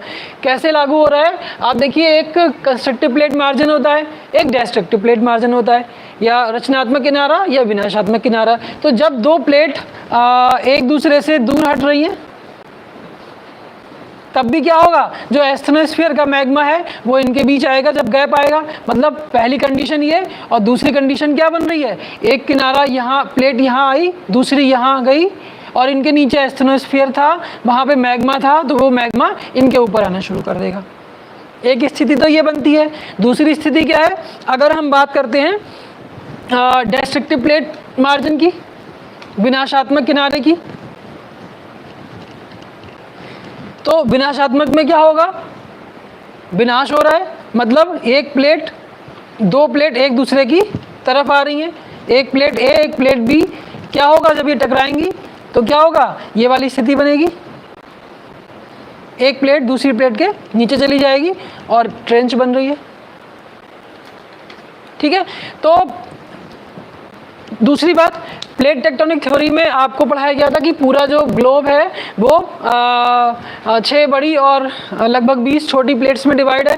तो 20 छोटी को भी अगर हम साइड कर दें, खाली बड़ी प्लेट्स की बात करें तो आपने देखा कि नॉर्थ अमेरिकी प्लेट, साउथ अमेरिकी प्लेट, अफ्रीकी प्लेट, यूरेशियाई प्लेट, पैसिफिक प्लेट, ये सारी प्लेट आ रही हैं। तो उसमें आपको याद अगर होगा तो आपने देखा होगा कि उनके किनारे कहाँ कहाँ आ रहे हैं, और वो किनारे आज आपको याद होने चाहिए क्या कि कौन सा प्लेट का किनारा कहाँ जा रहा है। कोई किनारा यहाँ से आ रहा है तो वो कैसा है, विनाशात्मक है या रचनात्मक है। कोई किनारा यहाँ बन रहा है तो वो कैसा है, रचनात्मक है या विनाशात्मक, मीन्स कंस्ट्रक्टिव है या डिस्ट्रक्टिव है। तो सारे बाउंड्री पता होने चाहिए, मार्जिन्स पता होना चाहिए कि कहाँ पर है वो। ये टॉपिक आप पहले पढ़ चुके हैं, इसलिए ये फिगर आपके माइंड में तुरंत क्लियर होनी चाहिए कि हमने कंस्ट्रक्टिव प्लेट मार्जिन अगर पढ़ा है तो वो कहाँ पढ़ा है।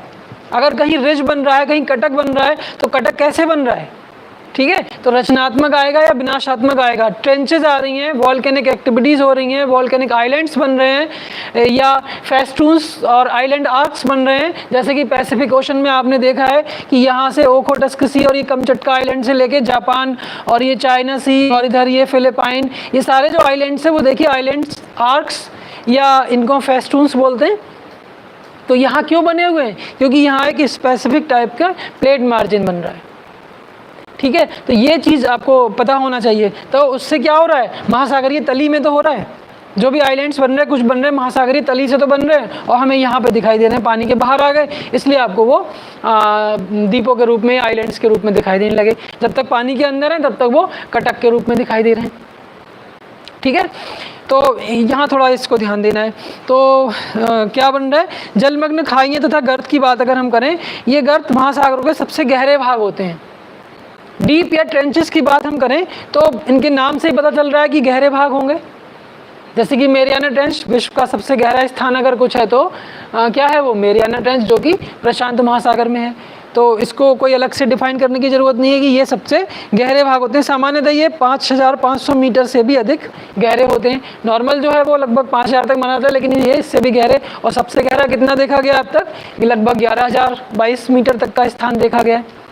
तो वो सबसे गहरा है, लेकिन एवरेज हम बात करें लगभग 5500 मीटर तक की गहराई वाले ट्रेंचेस और जो डीप्स हैं वो पाए जाते हैं, देखे जाते हैं। इनकी उत्पत्ति विवर्तनिक है एवं ये प्रायः बलित पर्वतों या द्वीपीय श्रृंखलाओं के समानांतर विनाशात्मक प्लेट किनारों पर मिलते हैं। देखिए महाद्वीपों के समानांतर, देखिए ये क्या है, कॉन्टिनेंटल पार्ट है पूरा। अगर हम ईस्टर्न एशियाई भाग को देख रहे हैं, पार्ट को देख रहे हैं, तो क्या है, आप देखिए इसके यहाँ पे पूरा ये सारा क्लियर हो रहा है। फेस्टून्स भी हैं, आइलैंड आर्क्स भी हैं, और यहाँ फिलिपाइंस, यहाँ पे आप देखेंगे अगर तो आपको मेरियाना ट्रेंच भी मिलेगा। तो इसके क्या कहा जा रहा है कि महाद्वीपों के समानांतर इस भाग में पाए जाते हैं। पैसिफिक में देखें या अटलांटिक में देखें, आपको ये स्थिति देखने को मिलेगी। लेकिन कहाँ मिलेगी, जहाँ जहाँ विनाशात्मक किनारा होगा, डिस्ट्रक्टिव प्लेट मार्जिन होगा। जरूरी नहीं है कि पैसिफिक में मिल रहा है तो अटलांटिक में भी मिलेगा। कंडीशन ये बननी चाहिए कि डिस्ट्रक्टिव प्लेट मार्जिन वहाँ पे बन रहा है या नहीं बन रहा है, मतलब दो प्लेट्स आपस में एक दूसरे से टकरा रही हैं या नहीं टकरा रही हैं। अगर टकराएंगी तब इस टाइप की स्थिति बनेगी, अदरवाइज कंस्ट्रक्टिव में नहीं बनेगी, रचनात्मक में नहीं बनेगी, ठीक है। तो ये चार ये जो थे फीचर्स या रिलीफ का किसके थे, ओशनिक फ्लोर के, ओशन बॉटम के, जिनको आपने अभी समझा, जिसमें continental shelf, continental slope, deep sea plains and marine trenches या डीप्स, खाइयाँ या गर्त। ये चार हमने कॉमन निकाले। इसके अलावा अभी आपको मैंने बताया कि कटक हो सकता है, यानी रिज हो सकता है, ज्वालामुखी पर्वत हो सकते हैं। ये सारी चीज़ें कहाँ हैं, महाद्वीपीय महासागरीय सतह पर या क्रस्ट पर मिलने वाले भाग हैं। अब इनको हमें अलग अलग महासागरों में देखना होगा कि किस महासागर में इन चीज़ों को हम किस नाम से जानते हैं। जैसे अभी आपने कॉमन पढ़ा कि कॉन्टिनेंटल शेल्फ, महाद्वीपीय मग्न तट, लेकिन वो प्रशांत महासागर का कोई है तो उसको क्या नाम दे रहे हैं, अटलांटिक महासागर का है तो उसको क्या नाम दे रहे हैं, इंडियन ओशन का है तो उसको क्या नाम दे रहे हैं। तो ये तो यहाँ तक तो कॉमन एक बेसिक चीज़ आपको पता चली। अब जब क्वेश्चन पूछा जाएगा आपसे तो पर्टिकुलर पूछा जाएगा कि प्रशांत महासागर के इस हिस्से में कौन सा कटक मिलता है या कौन सा कॉन्टिनेंटल स्लोप है, कैलिफोर्निया के पास क्या मिल रहा है, कोई भी नाम देके आपसे पूछा सकता है। किसी भी आइलैंड के नाम पे पूछा जा सकता है, तो वो हमें अब आपको देखना है। तो अब इसको आप नया हेडिंग क्या डालेंगे, प्रशांत महासागर के नितल के उच्चावच, bottom relief of Pacific Ocean, प्रशांत महासागर के नितल के उच्चावच, bottom relief of Pacific Ocean. तो प्रशांत महासागर की तली कैसी है, तो इसके लिए स्टार्टिंग करने से पहले आपको ये देख लेना है कि प्रशांत महासागर का जो भाग है वो कैसा होगा, कंस्ट्रक्टिव प्लेट मार्जिन कहीं उसमें आ रहा है, या डिस्ट्रक्टिव प्लेट मार्जिन आ रहा है, या कंजर्वेटिव प्लेट मार्जिन आ रहा है। अगर ये चीज़ों को सिस्टमेटिक पढ़ना है, आप ऐसे ही याद करेंगे तो एक अलग बात है, लेकिन अगर आप सिस्टमेटिक याद करेंगे तो आप कभी नहीं भूलेंगे। उसमें आपको ही पता होगा कि जो प्लेट्स हमारे पास बड़ी प्लेट्स हैं, वो बड़ी प्लेट्स में से कौन सा पार्ट किस महासागर के किस हिस्से से निकल के जा रहा है। जैसे कि हमने फोल्डेड माउंटेन पढ़े, जैसे अभी भी बात आई कि फोल्डेड माउंटेन के सामने वाले भाग में होंगे, यानी फोल्डेड माउंटेन मीन्स बलित पर्वत। तो बलित पर्वत कहाँ कहाँ मिल रहा है, आप देखिए रॉकीज माउंटेन मिल रहा है, इधर एंडीज माउंटेन मिल रहा है, तो कहाँ मिल रहा है, प्रशांत महासागर के किनारे पर मिल रहा है। ठीक, तो ये वाला किनारा उसका किस प्रकार का है, रचनात्मक है या विनाशात्मक है। अब प्रशांत महासागर के दो किनारे, दूसरा किनारा कहाँ है, वो एशियाई किनारा है। तो वहाँ आपने देखा कि आपको आइलैंड आर्क्स मिल रहे हैं, फेस्टून्स मिल रहे हैं और ट्रेंचेस मिल रही हैं। तो ये सारी चीज़ क्या शो कर रही है, ये शो कर रहा है कि प्लेट का मार्जिन कैसा है, प्लेट का किनारा कैसा है, और उसी किनारे के अनुसार ही ये विशेषताएं इसमें बनेंगी कि कॉन्टिनेंटल स्लोप बन रहा है, कॉन्टिनेंटल शेल्फ बन रहा है, ट्रेंचेस बन रही हैं, डीप सी प्लेन बन रहा है। तो यहाँ जो प्लेट से संबंधित जो रिलीफ है वो क्या है, वो आपके ट्रेंचेस हैं। ठीक, तो इस बात का आपको यहाँ ध्यान रखना है। तो अब हम पैसिफिक की बात करें तो पहले पैसिफिक को आप देख लीजिए कहाँ है, पैसिफिक की सीमा क्या क्या, बाउंड्री कहाँ कहाँ से बन रही हैं। तो ये पूरा आप देखिए अलास्का, इधर बेरिंग स्ट्रेट, देखिए ये रूस का जो साइबेरियाई पार्ट है, यहाँ आप इसको देख सकते हैं, ये वाला भाग, ये भाग यहाँ सामने दिखाया तो ये अलास्का दिखा है, और अगर यहाँ देख रहे हैं तो ये साइबेरिया वाला भाग जो है वो यहाँ छोटा सा दिखा है, फिर अलास्का दिखा है। अगर ग्लोब होगा तो दोनों आमने सामने आ जाएंगे और ये वाली स्थिति बनेगी। तो इनके बीच में जो पानी का पतला सा भाग है उसको बेरिंग स्ट्रेट बोल देते हैं, बेरिंग जल संधि बोल देते हैं। बेरिंग जल संधि क्या करती है, वो रूस को और अमेरिका या आप कह सकते हो अलास्का को जोड़ती है या उनको अलग करती है, दोनों बातें हैं। जब यहाँ 6 महीने का दिन वाली स्थिति होती है, यानी सनरेज जो हैं वो ट्रॉपिक ऑफ कैप्रिकॉन यानी मकर रेखा पर 90 डिग्री का एंगल बना रही होती हैं, तब ये पार्ट कैसा होता है, तब जम जाएगा, ये कैंसर और ये कैप्रिकॉन और ये इक्वेटर। ठीक है, तो जब कैप्रिकॉन यानी मकर रेखा पर सनराइज 90 डिग्री का एंगल बना रही हैं तो जो नॉर्थ हेमिस्फीयर है वहाँ क्या होगा, 6 महीने की रात वाली स्थिति होगी। और जब 6 महीने की रात वाली स्थिति होगी, ये क्या है, आर्कटिक रीजन का पार्ट है, आर्कटिक रीजन का है, तो यहाँ क्या होगा, सब जो पानी है वो जम जाएगा तो आराम से यहाँ के लोग जो साइबेरिया हैं वो अलास्का में पहुँच जाएंगे। तो जब भी हम रेसिस का पढ़ते हैं, यानी एस्किमोस के बारे में पढ़ते हैं, एल्यूट्स के बारे में पढ़ते हैं, तो यहाँ पे इनका जो माइग्रेशन होता है वो यहाँ हो जाता है, क्योंकि ये बेरिंग स्ट्रेट है, ये जम जाएगा, तो यहाँ से यहाँ अलास्का, रूस से अलास्का जाना ईजी हो जाता है। और जब सनरेज क्या है, ट्रॉपिक ऑफ कैंसर पे 90 डिग्री का एंगल बना रही हैं, तब क्या होगा, यहाँ 6 महीने की दिन वाली स्थिति होगी, तब ये पानी बन जाएगा। ठीक है, तो आप इसको कह सकते हैं कि बेरिंग स्ट्रेट रूस और अलास्का को जोड़ भी रहा है और उनको अलग भी कर रहा है।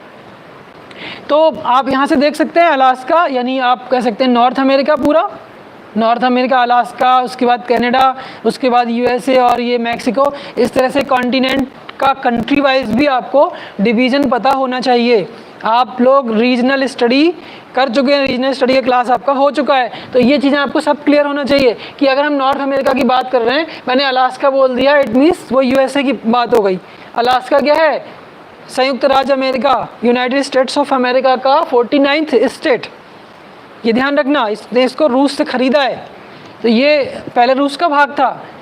ठीक है, ये सारी चीज़ें जीएस का पार्ट हैं, आपको पता है पहले से। तो अलास्का की बात अगर हम करें तो अलास्का, फिर कनाडा, ये सारा कनाडा, इधर ग्रीनलैंड क्या है, फिजिकली पार्ट किसका है, नॉर्थ अमेरिका का, लेकिन अगर पॉलिटिकली आप देखेंगे तो डेनमार्क। जब भी आप देखें ग्रीनलैंड पढ़ते हैं, ब्रैकेट में डेनमार्क लिखा होता है, तो आप देखिए पॉलिटिकली डेनमार्क यहाँ यूरोपियन कंट्री है, पॉलिटिकली इसका अधिकार है, लेकिन फिजिकली देखेंगे आप तो क्या है, वो नॉर्थ अमेरिका का पार्ट है। ये सारे आइलैंड्स को जोड़ दें तो जिक्सॉ फिट बन जाएगा। वेगनर की थ्योरी यही तो थी, इन सबको जोड़ सकते हैं आप, तो फिजिकली किसका पार्ट है? नॉर्थ अमेरिका का, और पॉलिटिकली यूरोप का पार्ट है। तो यहाँ हम अलास्का की बात कर रहे हैं, अलास्का यानी कि यूएसए, कनाडा, मैक्सिको, उसके बाद फिर ये पूरा ये कॉरिडोर जिसमें आपके 6-7 छोटे छोटे देश, जिसमें बेलीज है, ग्वाटेमाला है, कोस्टा रिका है, पनामा है, ठीक है। पनामा का बहुत बड़ा यहाँ पे रोल है इन दोनों को अलग करने में, ये चीज़ भी आपको ध्यान रखनी है। तो पैसिफिक ओशन की ये बाउंड्री बनती चली जा रही है, यानी आप कह सकते हैं रॉकीज़ और एंडीज़, ये पूरा पार्ट आप यहाँ देख सकते हैं जो पैसिफिक प्रशांत महासागर की सीमा। और इधर आप यहाँ देखेंगे तो ये पूरा बेरिंग स्ट्रेट के बाद ये जो कमचटका प्रायद्वीप है, फिर आपका ये जापान के जो आइलैंड्स हैं, जापान के आइलैंड्स कौन कौन से हैं? क्यूशू, शिकोकू, होन्शू, होक्काइडो, ये चार मुख्य आइलैंड हैं जिनमें जापान बसा हुआ है। तो इसके बाद बहुत सारे, लेकिन क्यूशू, शिकोकू, होन्शू और होक्काइडो, ये 4 यहाँ पे मोस्ट इम्पॉर्टेंट हैं, जिनमें ये जो आपको दिखाई देते हैं, ठीक है, ये जापान वाला भाग, ठीक। तो इस टाइप से ये पूरा पार्ट जो आ रहा है, ये प्रशांत महासागर की एक सीमा ऐसे बनती चली जा रही है। यहाँ आपको दिख रहा होगा ये वाला भाग, और यहाँ ये वाला भाग। अब हम इसके जो रिलीफ है उनको देख लेते हैं क्या क्या है। इसके चारों ओर की सीमाओं पर अनेक तटीय सागर और खाड़ियाँ हैं। देखिए ये बात मैंने स्टार्टिंग में आपको बताई थी कि मार्जिनल सी, सीमांत सागर या तटीय सागर, या उसको अलावा हम क्या बोलते हैं, गल्फ या बे मीन्स खाड़ियाँ। तो आप यहाँ देख सकते हैं छोटे छोटे Japan sea, China sea, yellow sea, sea of Okhotsk, ऐसे छोटे छोटे नाम दे रखे हैं। वो लोकल उस जो कॉन्टिनेंटल पार्ट है उसके नाम पे वो बना दी जाते हैं। इनको हम उनको मार्जिनल सी या तटीय सागर, यहाँ आप देख सकते हैं। है तो सारा पैसिफिक ओशन, पूरा प्रशांत महासागर का भाग है, लेकिन आप यहाँ से यहाँ तक देखिए सी ऑफ ओखोटस, क्योंकि यहाँ ओखोटस के पास है, ठीक है। जापान सी, जापान के पास, येलो सी, येलो रिवर यहाँ गिरती है, ठीक है। चाइना सी, चाइना के आसपास, फिलिपाइन सी, फिलिपाइन आइलैंड्स यहाँ पे हैं। तो ये सारे जो नेम वो मार्जिनल सी या सीमांत सागर हम उनको कहते हैं। खाड़ियों की बात करें तो आप देखिए इंडियन ओशन में बे ऑफ बंगाल आ रहा है, ठीक है। अटलांटिक में हडसन गल्फ आ रहा है, मैक्सिको, गल्फ ऑफ मैक्सिको आ रहा है। तो ये सारी चीज़ें, ये सब खाड़ियाँ और जो सागर हैं वो महासागरों के जुड़े हुए भाग होते हैं। तो इसमें आप देख रहे हैं कि प्रशांत महासागर के चारों ओर की सीमाओं पर अनेक तटीय सागर और खाड़ियाँ हैं, जो मैंने अभी आपको दिखाई, और आपको रीजनल स्टडी कर चुके तो पहले से पता भी होना चाहिए। 20,000 से अधिक द्वीप इसमें पाए जाते हैं। प्रशांत महासागर की इस स्थिति को देखकर ही आपको अंदाज़ा लग रहा होगा कि यहाँ से यहाँ तक आइलैंड आर्क्स, फेस्टून्स, ये सब आपको देखने को मिल रहा है। तो उसमें आपको पता चल रहा होगा कि कितने यहाँ पे द्वीपों का विस्तार है, जापान कितने द्वीपों में फैला है, इंडोनेशिया कितने द्वीपों में फैला है, वो सारी चीज़ें लगभग मिला के आप देख रहे हैं 20,000 से भी अधिक द्वीप हैं। प्रवाल तथा ज्वालामुखी क्रियाओं से निर्मित यहाँ पे जो आइलैंड्स हैं वो कोरल रीफ से यानी मूंगा से बने हुए हैं, प्रवाल से बने हुए हैं और ज्वालामुखी क्रियाओं से बने हुए हैं।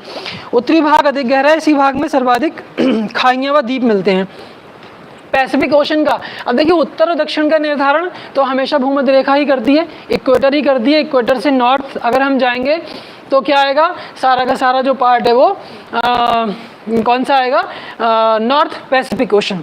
किसी भी ग्लोब पे किसी भी भाग को हमें अगर दिशा निर्धारण करनी है तो हम इक्वेटर से उसको 2 पार्ट में तोड़ लेते हैं, नॉर्थ और साउथ। तो यहाँ हमें क्या देखना है, नॉर्थ पैसिफिक ओशन देखना है, उत्तरी प्रशांत महासागर देखना है। तो आप इक्वेटर से देख लेंगे कि इक्वेटर के नॉर्थ कौन सा आ रहा है, वो नॉर्थ पैसिफिक, और इक्वेटर के साउथ कौन सा आ रहा है, वो साउथ पैसिफिक।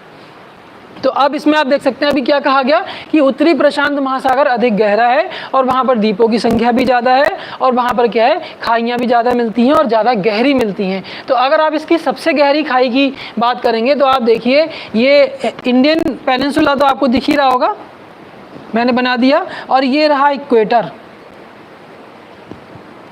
ठीक है। ये इक्वेटर, यही इक्वेटर, यहाँ से इधर जितना भी हम देखेंगे वो सारा नॉर्थ पैसिफिक, यहाँ से इधर ये सारा क्या है, नॉर्थ पैसिफिक, इसकी बात हो रही है, ये वाला पार्ट, और यहाँ ये वाला पार्ट। तो इसमें क्या कहा जा रहा है कि नॉर्थ पैसिफिक ओशन कैसा है, ज़्यादा गहरा है, और यहाँ पर ज़्यादा खाइयाँ और ज़्यादा गहरे ज़्यादा खाइयाँ और ज़्यादा गहरी मिलती हैं। तो सबसे गहरी जो मिलती है मैरियाना ट्रेंच, वो भी स्थिति यहाँ पे मिलती है, फिलिपाइन के आसपास, ठीक है। तो वो क्या है, इस बात को, कंडीशन को फॉलो कर रही है कि नॉर्थ पैसिफिक ओशन में गहराई आपको ज़्यादा मिल रही है। अब इसमें Aleutian, Kuril, Japan, Bonin, Mariana कुछ महत्वपूर्ण गर्त हैं। और ये भी कहा गया कि इनकी जो उत्पत्ति है वो प्लेट विवर्तनिक है। ये सब मैं आपको बता चुका कि प्लेट विवर्तनिक का यहाँ पे क्या रोल है। आप देखिए Aleutian, Kuril, Japan, Bonin, Mariana. Aleutian की बात करें तो यहाँ वाले हिस्से में पड़ेगा। एल्यूशन आइलैंड्स आप देखिए, एल्यूट्स, एक बार मैंने आपको बताया था कि जब भी अलास्का की बात हम करेंगे, अलास्का बना रहे हैं तो अलास्का ऐसे बनता है और अलास्का के बाद ये वाला हिस्सा ऐसे चलता चला जाता है। तो ये क्या है, एल्यूशन आइलैंड्स। ये बहुत सारे छोटे छोटे द्वीप हैं जो हमें एक ऐसी लाइन से खिंची दिखाई देती है, लेकिन बहुत सारे छोटे छोटे आइलैंड्स हैं जो आपस में पास पास सटे हुए हैं। तो इनका एक पूरा ऐसे एक स्ट्रक्चर बन जाता है जो हमें एक लाइन जैसी दिखाई देती है। तो अलास्का जब भी आप बनाएंगे इस टाइप से बनाते हैं। तो ये क्या है, ये पूरी जो बेल्ट आपको दिखाई दे रही है वो एल्यूशन आइलैंड्स की है। एल्यूशन, यहाँ पे एल्यूट्स रहते हैं। अगर हम रेसिस की बात करें तो एल्यूट्स, उन्हीं के नाम पे एल्यूशन कह दो, या एल्यूशन में रहने के कारण उनको एल्यूट्स कह दो, जैसे भी आपको याद करना ईजी हो। ठीक है, तो एल्यूशन, क्यूराइल की बात करें तो जापान। ठीक है, तो यहाँ हम इधर वाले देखिए, यहाँ आप मैप को देख रहे हैं, जब आप ग्लोब देखेंगे तो ये पार्ट और ये वाला पार्ट दोनों आपको एकदम सामने एक गोलाकार स्थिति दिखाई देगी पैसिफिक ओशन की। ठीक है, तो क्यूराइल की बात करें तो वो जापान के आसपास, क्यूराइल और जापान, बेनिन भी यहीं। तो ये, और मेरियाना का मैं आपको बता चुका, फिलिपाइन के आसपास। तो ये सारी कहाँ मिल रही हैं, जो पूर्वी एशियाई भाग है, पूर्वी प्रशांत महासागरीय भाग है, उसमें ये ऐसा मिल रहा है आपको। दक्षिण पूर्व प्रशांत महासागर में चौड़े जलमग्न कटक तथा पठार हैं। अटाकामा एवं टोंगा खाई भी यहीं पर स्थित है, जिसकी गहराई 8000 से 10,882 मीटर तक है। अटाकामा और टोंगा वो आपको यहाँ दिखाई देंगे, अटाकामा इधर और टोंगा वाली स्थिति यहाँ पर। ठीक है, तो ये प्रशांत महासागर का कुछ रिलीफ फीचर्स की बात हुई। आइलैंड्स की अगर इसमें हम बात करें तो सबसे जो प्रमुख हैं इसमें, ये इम्पोर्टेंट है, वो क्या है, वो जापान के जो अभी मैंने आपको बताए, जापान के होन्शु, होक्काइडो, क्यूशु, शिकोकू, ये 4 मुख्य आइलैंड हैं जिन पे जापान बसा हुआ है। कहाँ मिल रहा है आपको, उत्तरी प्रशांत महासागर में ही मिल रहा है। ठीक, तो ये सारे क्या है, ये उसके रिलीफ फीचर्स ही तो हैं। दूसरा, इंडोनेशिया की बात करें तो आप इंडोनेशिया की स्थिति आप देख सकते हो। इंडोनेशिया ये है, इंडोनेशिया, मलेशिया, ये बहुत सारा समूह यहाँ पे बना हुआ है। इंडोनेशिया, मलेशिया और माइक्रोनेशिया, पॉलिनेशिया, ये सारे जो बन रहा है पूरा सिस्टम यहाँ बन रहा है। तो पहले इंडोनेशिया की बात कर लेते हैं। इंडोनेशिया में आप देखिए क्या है, सुमात्रा है, जावा है। देखिए जावा, सुमात्रा, ये इंडोनेशिया में कुछ इतने बड़े बड़े आइलैंड्स हैं जो मैप में आपको एकदम दिखाई देंगे और उनके नाम भी स्पष्ट दिखाई देंगे। तो जावा, सुमात्रा, कालीमंतन, बोर्नियो, इरेनियन, सेलेबीस। देखिए ये पूरा सिस्टम, ये सिस्टम आपको बहुत अच्छे से समझ लेना है क्योंकि ये इक्वेटर पे स्थित है। एक बात तो इसका कारण ये भी है इम्पोर्टेंट होने का, इक्वेटोरियल पार्ट जब भी हम पढ़ते हैं तो आप देखिए स्थल, भूमध्य रेखा पर स्थल बहुत थोड़े थोड़े स्थल हैं। ये वाला अमेजोन का पार्ट, इधर कांगो बेसिन का पार्ट, और इधर ये इंडोनेशिया और मलेशिया वाला पार्ट। तो यहाँ देखिए कांगो बेसिन वगैरह तो हम इसमें पढ़ते हैं इधर, लेकिन यहाँ जो है ये पूरा एक आइलैंड्स का ग्रुप है। इस ग्रुप में बहुत सारे आइलैंड्स हैं और उनमें एक आइलैंड में कई कई देशों के अधिकार हैं। तो इसलिए ये आइलैंड जैसे बोर्नियो हुआ, ये सेलेबीसी हुआ, आपका ये न्यू गिनी हुआ, इन सब के बहुत इम्पोर्टेंट रोल हैं। क्यों? क्योंकि इन पर कई कई देशों के कब्जे हैं। तो जिस देश का जितना अधिकार है उतना नाम उसके देश के नाम पर रख दिया जाता है। तो इसलिए आपको इनको बहुत ध्यान से पढ़ना है। और शायद आपने जो आपकी क्लास हो चुकी है रीजनल स्टडी की, उसमें आपने इनको पढ़ा होगा, तो आपको पता होगा कि एक आइलैंड पर कितने देशों का अधिकार है। तो यहाँ आप देखिए इंडोनेशिया में हम बात कर रहे हैं तो सुमात्रा, जावा, कालीमंतान, बोर्नियो, इरेनियन, सेलेबीस, ठीक है, और मदुरा। उसके बाद मेलानेशिया में सोलोमन, फिजी। तो ये सारे आइलैंड्स आपको याद करने पड़ेंगे और पर्टिकुलर प्लेस भी देखना पड़ेगा कि मेलानेशिया में कौन सा आ रहा है, पॉलिनेशिया में कौन सा आ रहा है और माइक्रोनेशिया में कौन सा आ रहा है। ये है इतना ही भाग ये वाला, लेकिन यहाँ पे बहुत सारे द्वीपों का समूह है और उनको अलग अलग पार्ट में डिवाइड कर दिया गया है, जिनको मेलानेशिया, माइक्रोनेशिया, पॉलिनेशिया के नाम से जाना जाता है। तो जो आइलैंड्स उसमें आ रहे हैं वो कौन कौन से आ रहे हैं? Solomon, Fiji, New Guinea, Hebrides, New Guinea. देखिए पापुआ न्यू गिनी भी कई बार नाम आता है। ये जो एक डायनासोर जैसा आपको दिखाई दे रहा है, न्यू गिनी, ठीक है, बोर्नियो। ये 2 आइलैंड यहाँ पे बहुत फेमस हैं। बाकी इनके जावा, सुमात्रा, ये सब पूरे पूरे अधिकार हैं, लेकिन बोर्नियो है और ये न्यू गिनी है। इन पे एक्सोलावीसी है ये तीन मोस्ट इम्पॉर्टेंट, और भूमध्य रेखीय स्थिति होने के कारण और ज़्यादा इम्पॉर्टेंट है। वर्ल्ड की विभिन्न ऐसी ट्राइब्स यहाँ पे मिलती हैं जो सिर्फ यहीं मिलती हैं, तो इनके बारे में हमें बहुत ध्यान से चीज़ों को समझना है, तथ्यों को समझना है कि बोर्नियो की क्या स्थिति है, न्यू गिनी की क्या स्थिति है, और एक आइलैंड पर कितने देशों का अधिकार है, और किस देश के अधिकार को किस नाम से जाना जाता है। ये एक इम्पॉर्टेंट जीएस का पोर्शन है। माइक्रोनेशिया की बात करें तो Marshall Islands, Ellice, Gilbert, Carolines. Polynesia की बात करें तो कुक सोसाइटी लाइन, हवाई, ठीक है। और समोआ, देखिए समोआ, टोंगा, पॉलिनेशिया का ये आइलैंड है समोआ। समोआ ये बहुत इंपॉर्टेंट है। क्यों इंपॉर्टेंट है? क्योंकि जो सूर्योदय की पहली किरण गिरती है, पड़ती है, वो किस पे पड़ती है? समोआ पे पड़ती है। तो अब आपको देखना पड़ेगा इंटरनेशनल डेट लाइन, यानी 180 डिग्री देशांतर, वहीं से तो पूरा पश्चिम का निर्धारण हो रहा है। और मैंने आपको बताया कि समोआ आइलैंड ऐसा है जिस पे सूर्य की पहली किरण गिरती है। जापान को उगते सूर्य का देश कहते हैं, आप सब जानते हो। क्यों कहते हैं? क्योंकि वहाँ पे सूर्य किरण पहले पड़ती है, लेकिन उसको इसलिए बोलते हैं कि सभ्यता पहले विकसित हुई। लेकिन पहली किरण की बात करें तो समोआ आइलैंड पे हुई। अब आपका क्या होमवर्क है? आप इंटरनेशनल डेट लाइन के आसपास समोआ आइलैंड को ढूंढेंगे, ठीक है।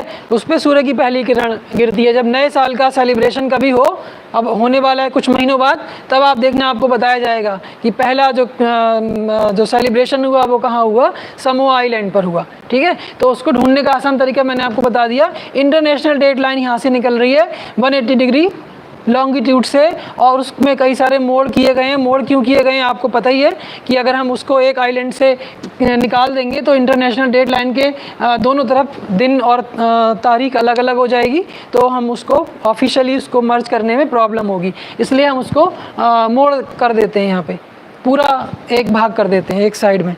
तो आपको ढूंढने का तरीका मैंने बताया। तो आप 180 डिग्री देशांतर के सहारे समोआ आइलैंड को ढूंढेंगे जो पॉलिनेशिया में पड़ता है। मैंने सारा उसका एड्रेस बता दिया, अब पहुंचना आपकी जिम्मेदारी है, ठीक है। और पहुंच गए तो आपको सनराइज मिल जाएगा। नेक्स्ट हमारे पास जो आता है वो bottom relief of Atlantic ocean आता है। अटलांटिक ओशन आप देखिए, ये एस, अंग्रेजी के एस अक्षर में फैला हुआ है। अटलांटिक महासागर, आंध्र महासागर या अंध महासागर, ये पूरा भाग आप देखिए। उसके एक साइड नॉर्थ अमेरिका और साउथ अमेरिका, और दूसरे साइड यूरोप और अफ्रीका के तट पाए जाते हैं। इनमें आप देखिए क्या है, इसके चारों ओर विभिन्न चौड़ाई वाला महाद्वीपीय मग्न तट स्थित है। अफ्रीका के तट के समीप इसकी औसत चौड़ाई 80 से 160 किलोमीटर। अफ्रीका के तट, अब देखिए अफ्रीका का तट इसके साथ यहाँ से आ रहा है, जिब्राल्टर से लेके, और आप देखिए ये लास्ट जो पॉइंट आपका गुलहास, या हम इसको केप ऑफ गुड होप कह सकते हैं, उत्तमाशा अंतरीप। उत्तमाशा अंतरीप की कहानी भी बहुत इंटरेस्टिंग है, ज़रूर याद कर लेना। बार्थोलोम्यो डियाज ने इसको खोजा था, केप ऑफ गुड होप यहाँ, ठीक है। Cape of Good Hope, Cape Town उसके आसपास, और यहाँ जिब्राल्टर से लेके, तो ये पूरा क्या है? इसका अफ्रीकी कोस्ट या अफ्रीकी तट, किसका? अटलांटिक महासागर का। तो यहाँ पर क्या मिलता है?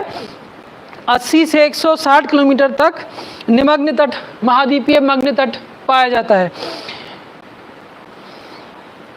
तथा उत्तरी अमेरिका और उत्तरी पश्चिमी यूरोप के तटों के समीप इसकी चौड़ाई 250 से 400 किलोमीटर तक। उत्तरी अमेरिका की बात ये हुई, और उत्तरी पश्चिमी यूरोप ये वाले, इसके जो तट, ओशन कौन सा है? अटलांटिक, और अटलांटिक में भी कौन सा? नॉर्थ अटलांटिक, ठीक है। क्योंकि इक्वेटर के नॉर्थ पार्ट में मिल रहा है, ऊपर नहीं। भूगोल में कभी ऊपर नीचे नहीं होता है, नॉर्थ या साउथ होता है। आप लोग अक्सर बोलते हैं कि इसका ऊपर नहीं होता कुछ भी, सरफेस की बात हो रही है। सरफेस में नॉर्थ, साउथ, ईस्ट, वेस्ट होता है। तो ये वाला कौन सा पार्ट है? North Atlantic ocean. तो नॉर्थ अटलांटिक ओशन में आप देखेंगे जो नॉर्थ अमेरिकी उत्तरी अमेरिकी भाग और नॉर्थ वेस्ट यूरोपियन पार्ट, यहाँ की बात हो रही है। यहाँ पर इसके जो कॉन्टिनेंटल शेल्फ हैं, महाद्वीपीय मग्न तट हैं, वो कितने हैं? 250 से 400 किलोमीटर तक चौड़े हैं, ठीक है। अटलांटिक महासागर के दोनों किनारों पर, विशेषकर उत्तरी भाग में, अनेक तटीय सागर हैं। अनेक तटीय सागर यहाँ सब बहुत सारे हैं, छोटे छोटे। इसमें हडसन की खाड़ी और बाल्टिक सागर, उत्तरी सागर। देखिए हडसन की खाड़ी, हडसन बे, ये नॉर्थ अमेरिकी भाग में, और दूसरा क्या बोला था, हडसन की खाड़ी और बाल्टिक सागर। बाल्टिक सागर ये, बाल्टिक सागर यहाँ पर, बाल्टिक सागर, ठीक है। नॉर्थ सी यानी जो यूनाइटेड किंगडम, जो ये ब्रिटिश आइलैंड्स हैं और स्कैंडिनेवियन पार्ट है, इनके बीच में जो पड़ रहा है वो नॉर्थ सी, उत्तरी सागर। और यहाँ आप देख रहे हैं इसके बाल्टिक सी, ये जो यूरोपियन मेनलैंड है, उसके अलावा जो आपका स्कैंडिनेवियाई पार्ट है, इनके बीच में कौन सा पड़ रहा है, बाल्टिक सी। और यहाँ जो अटलांटिक का लैब्राडोर सी और हडसन बे, हडसन बे कहाँ पड़ रहा है, लैब्राडोर का जो प्लेट्यू ऑफ लैब्राडोर और जो ये आपका कैनेडियन शील्ड है, इसके बीच में जो पार्ट पड़ रहा है वो कौन सा पड़ रहा है, हडसन बे, हडसन की खाड़ी। अटलांटिक महासागर की मुख्य स्थलाकृति मध्य अटलांटिक कटक यानी मिड अटलांटिक रिज। ये यहाँ आपको कुछ पार्ट दिख रहा होगा दूर से, यहाँ पे एस के अक्षर में आकार में फैला हुआ एक भाग मिड अटलांटिक रिज, मध्य अटलांटिक कटक, क्योंकि यहाँ पर रचनात्मक किनारा है, दो प्लेटें एक दूसरे से दूर हट रही हैं और नीचे एस्थनोस्फीयर का मैग्मा आ रहा है और मैग्मा निकल के ऊपर की ओर बढ़ रहा है, ऊपर से पानी आ रहा है, तो मैग्मा ठंडा होता जा रहा है, जमता जा रहा है और किसका निर्माण करता है, मध्य अटलांटिक कटक का, मिड अटलांटिक रिज। आपने एक टाइटैनिक फिल्म देखी होगी, टाइटैनिक जहाज जो था वो इसी से टकराया था, ठीक है। तो मध्य अटलांटिक कटक एक इम्पॉर्टेंट रोल प्ले करता है मध्य अटलांटिक ओशन में।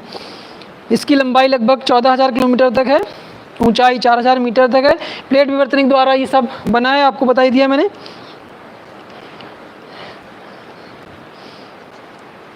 इसके अलावा Saint Helena, Bermuda, Saint Helena island Atlantic महासागर में, हिस्ट्री वाले बच्चे जानते होंगे इसकी इम्पोर्टेंस क्या है, नेपोलियन को वहाँ पे रखा गया था, ठीक है। तो कुछ चीज़ें ऐसे भी आप याद कर सकते हैं दूसरे सब्जेक्ट की हेल्प लेके।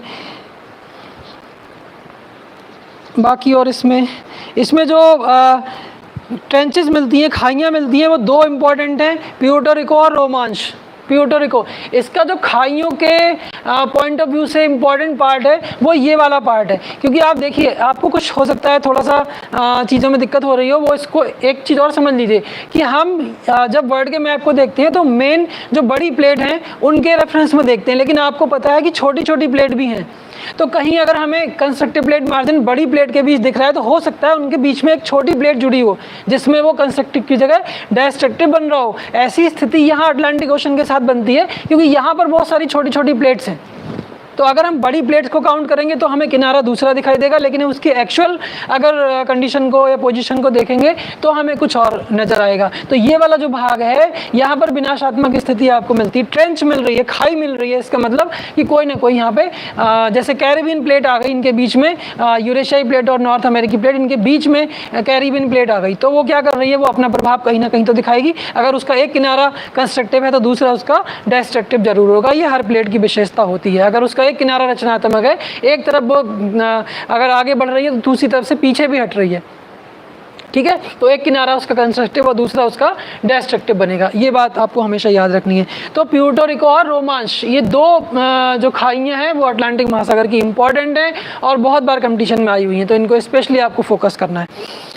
इसमें कई सारे सीमांत सागर अभी मैंने आपको थोड़ा परिभाषा उनकी बताई थी, अब उसके नाम सुन लीजिए। अटलांटिक महासागर में कौन कौन से हैं, जिनमें आपका कैरेबियन सागर, अभी मैंने आपको बताया, कैरेबियन कंट्रीज, ये सारे कैरेबियन सी, ठीक है, कैरेबियन सी यानी कैरेबियन सागर, उत्तरी सागर, बाल्टिक सागर, हडसन की खाड़ी, बोथनिया की खाड़ी आप देखिए, इसके बारे में आपको पता है, Gulf of Bothnia, Baltic Sea, Scandinavia का जो पार्ट हमारा आ रहा है उसमें नॉर्वे और स्वीडन, यहाँ के बीच में जो पानी की परत आपको दिखाई दे रही है वाली, इसको गल्फ ऑफ बोथनिया कहते हैं। और गल्फ ऑफ बोथनिया किसके साथ जुड़ी है, बाल्टिक सी के साथ जुड़ी हुई है, ठीक है।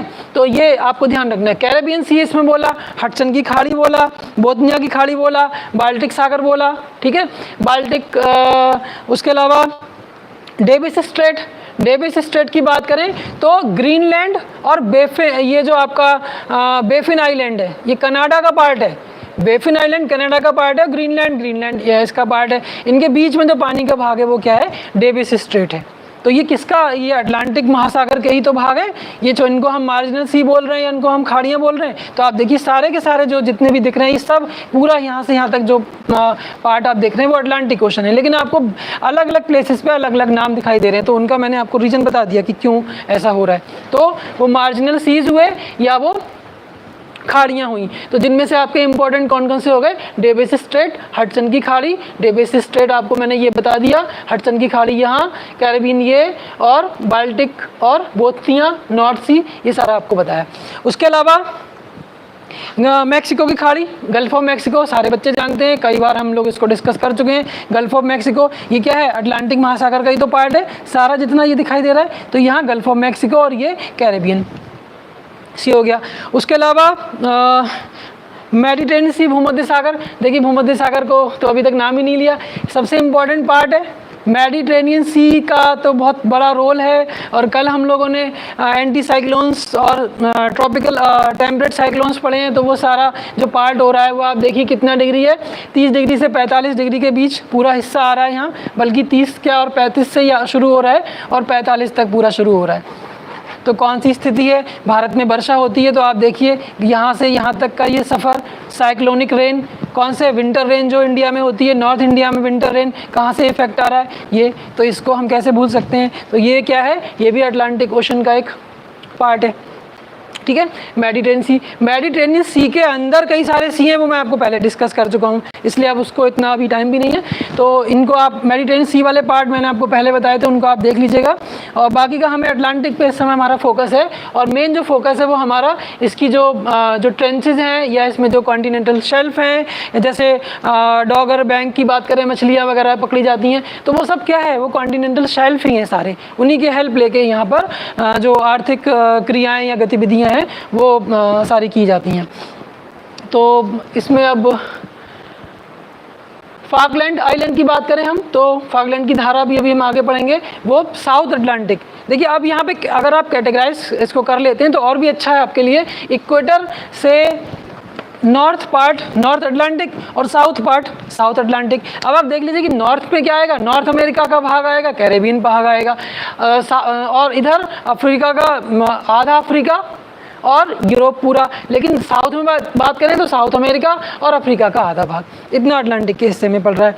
इसमें गर्त की बात की, यानी डीप की बात की, तो देखा हमने प्यूर्टो रिको, रोमाश, और बैंक की बात की तो ग्रांड बैंक, डॉगर बैंक, ये बड़ा हमने कनारी, सेंट हेलेना, फॉकलैंड, एजोर्स, ये सारे द्वीप मैंने आपको बता दिए। नेक्स्ट हमारा इसमें बचता है वो क्या है, इंडियन ओशन, ठीक है, हिंद महासागर, इसे अर्ध महासागर भी कहते हैं। क्यों कहते हैं आप देख सकते हैं, देखिए सारे महासागर हैं वो इक्वेटर से लेके पोल तक फैले हुए हैं, भूमध्य रेखा से लेके ध्रुवों तक फैले हुए हैं, लेकिन जो इंडियन ओशन है वो आप देखिए बस इतनी जगह में फैला हुआ है, यहाँ से यहाँ तक ये हिस्सा, इधर इसका विस्तार नहीं, क्योंकि वहाँ पे स्थल भाग आ गया।